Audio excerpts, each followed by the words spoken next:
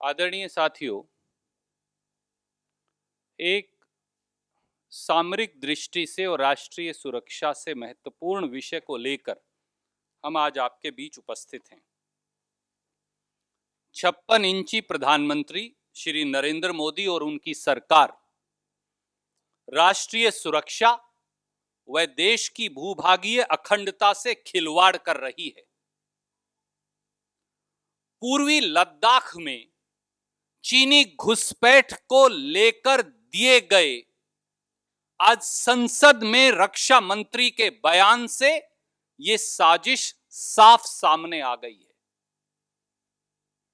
एक तरफ प्रधानमंत्री श्री नरेंद्र मोदी यह कहकर देश को गुमराह करते रहे कि न कोई हमारी सीमा में आया और न ही हमारी जमीन पर कब्जा किया, और दूसरी तरफ एक सनसनीखेज बयान देकर मोदी सरकार के एक वरिष्ठ मंत्री श्री वीके सिंह अपने ही देश को चीन की सीमाओं पर अतिक्रमण करने का जिम्मेवार ठहरा देते हैं। इससे बड़ी दुर्भाग्यपूर्ण बात हो क्या सकती है? राष्ट्रीय सुरक्षा व देश की अखंडता से इससे घिनौना खिलवाड़ हो ही नहीं सकता, वो भी देश के प्रधानमंत्री और देश के एक वरिष्ठ मंत्री के द्वारा।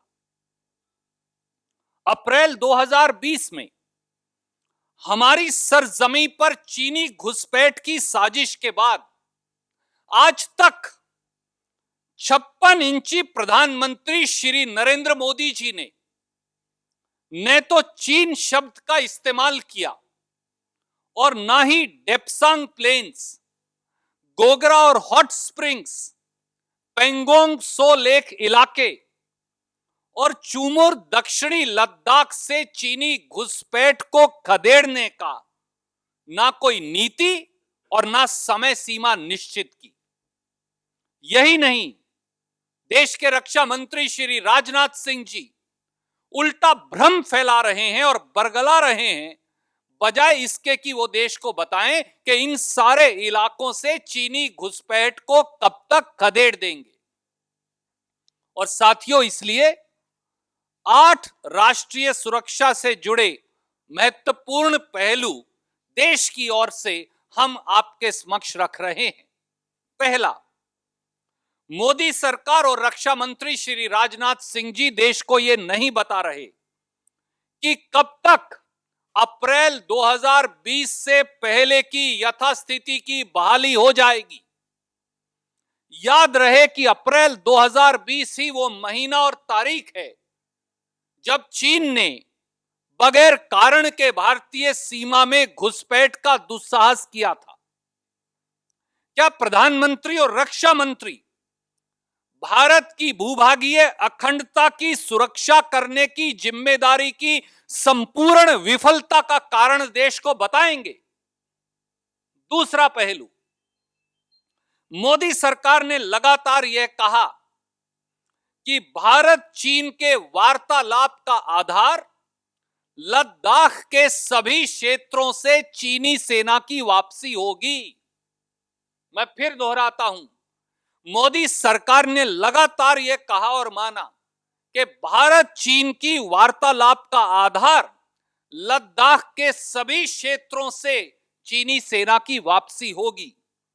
तो क्या मोदी सरकार जवाब देगी कि वो केवल पेंगोंग सो लेक इलाके से ही डिसएंगेजमेंट का समझौता क्यों कर रही है, और वो भी भारत के हितों पर कुठाराघात कर तथा भारत के हितों के विरुद्ध एलएसी की रूपरेखा को बदलकर? तीसरा पहलू, दशकों से पेंगोंग सो लेक इलाके के उत्तरी किनारे पर भारत का फिंगर 4 तक कब्जा है और भारतीय सेना फिंगर 4 से फिंगर 8 तक पेट्रोलिंग करती आई है। भारत ने सदैव फिंगर 8 को भारत और चीन के बीच एलएसी माना है। आज के रक्षा मंत्री के बयान के मुताबिक भारतीय सेना अब सिमट कर फिंगर 3 तक सीमित हो जाएगी। क्या यह सीधे सीधे भारत के सामरिक हितों पर कुठाराघात कर एलएसी को पुनर्रेखांकित करने का कार्य नहीं? क्या मोदी सरकार फिंगर 3 से फिंगर 8 के बीच भारत के भूभागीय क्षेत्र को एक नया बफर जोन नहीं बना रही?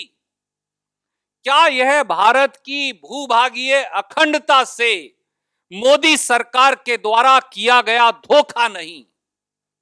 चौथा पहलू, चीनी घुसपैठ के बावजूद भारतीय सेना ने सराहनीय तरीके से शौर्य और पराक्रम का परिचय दिया और पेंगोंग त्सो लेक इलाके के दक्षिणी बैंक में कैलाश रेंजेस की सामरिक चोटियों पर अपनी मौजूदगी बना ली। रक्षा मंत्री के आज के बयान के बाद लगता है कि अब हमारी सेना को सामरिक दृष्टि से महत्वपूर्ण कैलाश रेंजेस के इन स्थानों को खाली करना पड़ेगा, वापस लौटना पड़ेगा। क्या प्रधानमंत्री और रक्षा मंत्री देश को बताएंगे कि वो भारतीय सेना को कैलाश रेंजेस पर अपनी प्रभावी व सामरिक दृष्टि से महत्वपूर्ण मौजूदगी से वापसी का समझौता क्यों कर रहे हैं, जबकि यहां पर भारत की चीन के मुकाबले कहीं ज्यादा शक्तिशाली स्थिति है और चीन कमजोर स्थिति में है? क्या यह राष्ट्रीय सुरक्षा से एक षड्यंत्रकारी खिलवाड़ नहीं? पांचवां पहलू, सामरिक दृष्टि से महत्वपूर्ण व उकसाने वाली चीनी घुसपैठ पूरा देश जानता है कि डेप्सांग प्लेन्स में की गई।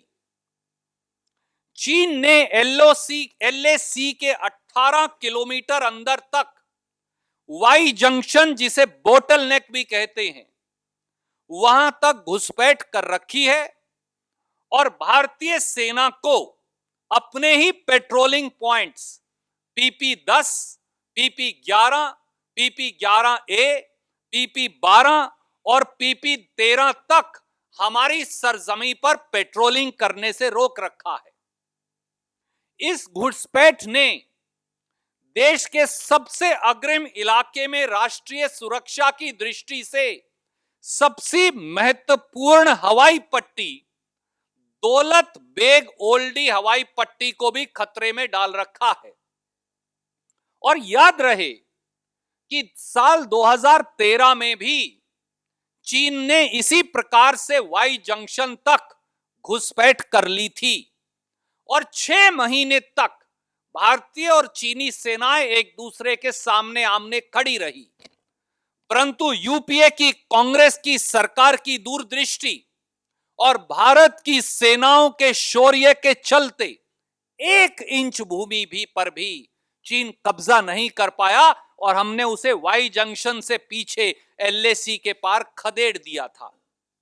तो फिर क्या कारण है कि मोदी सरकार आज संसद में बयान देते हुए डेप्सांग प्लेन के सामरिक दृष्टि से महत्वपूर्ण वाई जंक्शन से चीनी सेना को एलएसी के पार खदेड़ देने बारे चुप्पी साधे है, बोलने से कतरा रही है?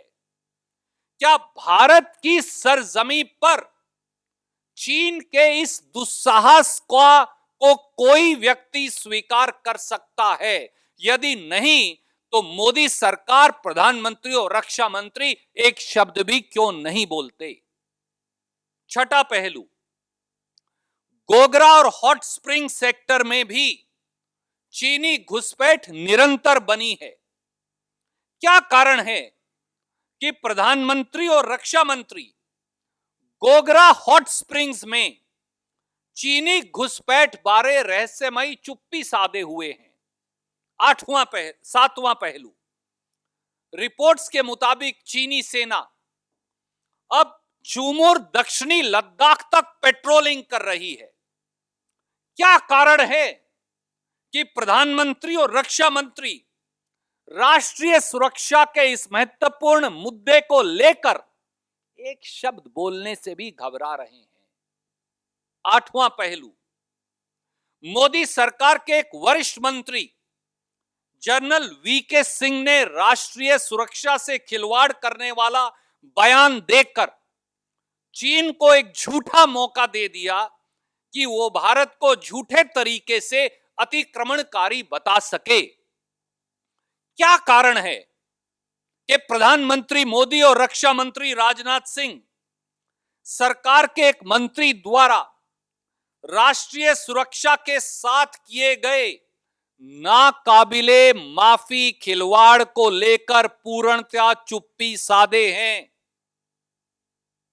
क्या प्रधानमंत्री और रक्षा मंत्री, क्या कारण है कि वो भारत के सामरिक हितों से खिलवाड़ करने वाले और बयानबाजी करने वाले ऐसे मंत्री को बर्खास्त नहीं करते? क्या प्रधानमंत्री और रक्षा मंत्री की चुप्पी कहीं इस बात की ओर इशारा तो नहीं करती कि वीके सिंह जी का बयान मोदी सरकार के इशारे पर दिया गया है? और अगर यह सनसनीखेज बात का जवाब हां में है तो प्रधानमंत्री और रक्षा मंत्री बताएं कि किस दबाव या किस खिलवाड़ के चलते राष्ट्रीय सुरक्षा के साथ यह षड्यंत्र किया जा रहा है। देश में 130 करोड़ देशवासी मोदी सरकार से देश की सुरक्षा और भूभागीय अखंडता से किए गए इस खिलवाड़, नाकाबिले माफी समझौते और षड्यंत्र का जवाब मांगते हैं। कोई प्रश्न आप पूछना चाहें तो स्वागत है, but I just very briefly without delving into the 8 aspects say it in English. Modi government and Prime Minister are brazenly compromising national security and territorial integrity of India. This is clear from the Defense Minister's statement made today in Rajya Sabha on the Chinese incursions in Ladakh area. Prime Minister Shri Narendra Modi is scared of even uttering the word China, much less laying down a roadmap of pushing China back from the area of Depsang Plains, Gogra Hot Springs, Pangong So Lake area, and Chumur in southern Ladakh. Prime Minister has the audacity to make a statement saying no one has entered our territory and no one has intruded into our territory. Then what is the statement being made by Defense Minister about? Who is lying to the nation? And his defense and one of his important minister, VK Singh, has the audacity to make an anti-national statement weakening India's case in a conspiratorial manner, whereby India's own minister accuses India of being aggressor falsely and in a completely obnoxious fashion. Is he minister for China or is he a minister for India? Defense Minister, on the other hand, seeks to mislead and misinform without giving any assurance or deadline on full Chinese withdrawal from our territory in Depsang Plains, from our territory in Gogra Hot Springs, from our territory in Pangong So Lake area, and from our territory in Chumur in southern Ladakh. On the contrary, the statement made by Defense Minister and Modi government in the Rajya Sabha today seeks to cede our territory. We all know that for decades onwards, India has been in occupation on the northern bank of Pangong So Lake area up to Finger 4, and Indian armed forces have always patrolled up to Finger 8. The limited disengagement exercise that is being done, bereft of the disengagement in Depsang Plain, in Gogra Hot Springs and in Chumor area, seeks to withdraw up to finger 3 the full force of Indian Armed Forces and create a buffer zone on our side of the LAC between finger 8 and finger 3. If this is not a compromise of India's territorial integrity, then what is? And why is the strategically important Depsang Plains, where China has intruded 18 kilometers inside the LAC up to Y junction known as the bottleneck, not being spoken about at all, which also threatens the most important strategic airstrip of India, the Daulat Beg Oldie airstrip? Why are Prime Minister and Defense Minister mum on Chinese aggression and incursions into the Depsang Plain area, into the Hot Springs area, as also into the Pangong Tso Lake area and the Chumor area? Prime Minister and Defense Minister must be held accountable and must answer to the nation for this brazen, unpardonable compromise on India's territorial integrity and national security. You're welcome to ask any questions. Yes, sir. We'll start with you.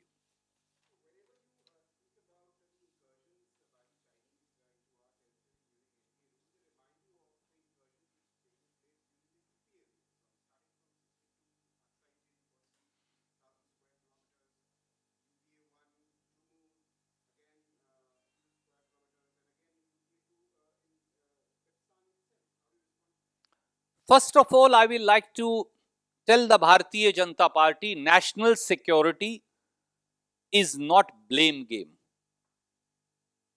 Territorial integrity is not kiski kameez jada safed.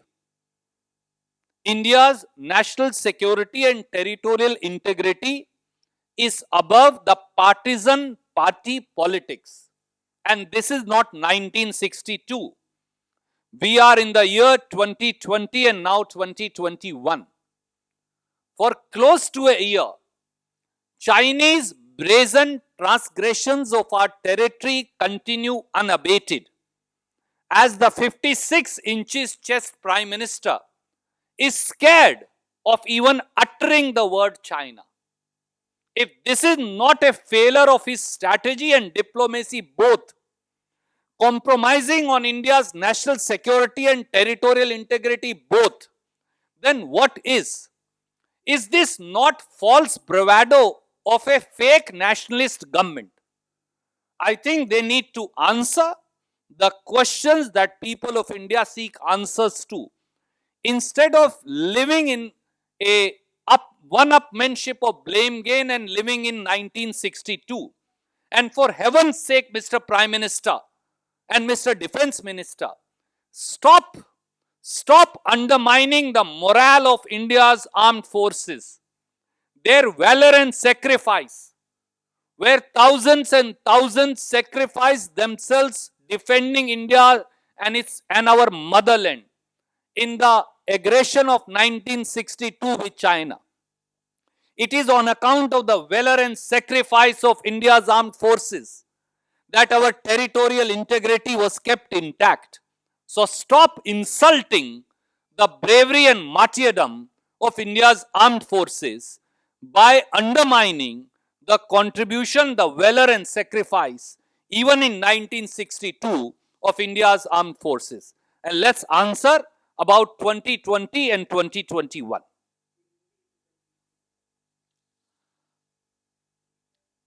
राष्ट्रीय सुरक्षा और देश की भूभागीय अखंडता राजनीतिक आरोप प्रत्यारोप का विषय नहीं हो सकती। राष्ट्रीय सुरक्षा और भूभागीय अखंडता को आप केवल मेरी कमीज तेरी कमीज से ज्यादा सफेद कहकर नहीं झुठला सकते। आदरणीय मोदी जी, राजनाथ सिंह जी, भाजपा के नेताओं को हम अनुरोध करेंगे कि आज 2020 और 2021 है। चीन ने अप्रैल 2020 और उसके बाद भारत की सरजमी पर नाजायज तरीके से घुसपैठ कर कब्जा कर रखा है। केवल देश को यह बताइए कि आप चीनी घुसपैठ का लाल आंख कर मुंह तोड़ जवाब कब देंगे। केवल यह बताइए कि आप चीन की आंख में आंख डालकर जवाब देने का साहस कब दिखाएंगे, या फिर देश के प्रधानमंत्री नरेंद्र मोदी जी को और उनकी सरकार को यह साहस नहीं बचा कि वो चीन की आंख में आंख डालकर लाल आंख दिखा सके, तो ये भी देश को बता दें ताकि झूठे राष्ट्रवाद का पर्दाफाश हो जाए। और भगवान के लिए देश की सेनाओं के द्वारा, देश के सैनिकों द्वारा 1962 में भारत मां के वीर सपूतों द्वारा दी गई कुर्बानी, शौर्य और पराक्रम को बेइज्जत करना बंद करें। यह हमारे सैनिकों का शौर्य और पराक्रम था 1962 में भी, और चाहे पाकिस्तान से जो हमारी लड़ाइयां हुई, जिनसे बांग्लादेश बनाया और जो हमने जीती, कि आज ये देश दुनिया का सबसे सशक्त देश है। 1962 में सेना के पराक्रम का अपमान करना आज के सैनिकों के शौर्य का अपमान करना भी है। 2020 और 21 की स्थिति बताइए। 40 साल पीछे के हालात के पीछे मत छुपिए और सच्चाई का सामना करिए। पूरा देश आपके साथ है, पर मोदी जी लाल आंख तो दिखाइए, आंख में आंख तो डालिए, 56 इंच का सीना चीन को दिखाइए तो सही, ताकि वास्तविकता पता चल सके। Thank you sir.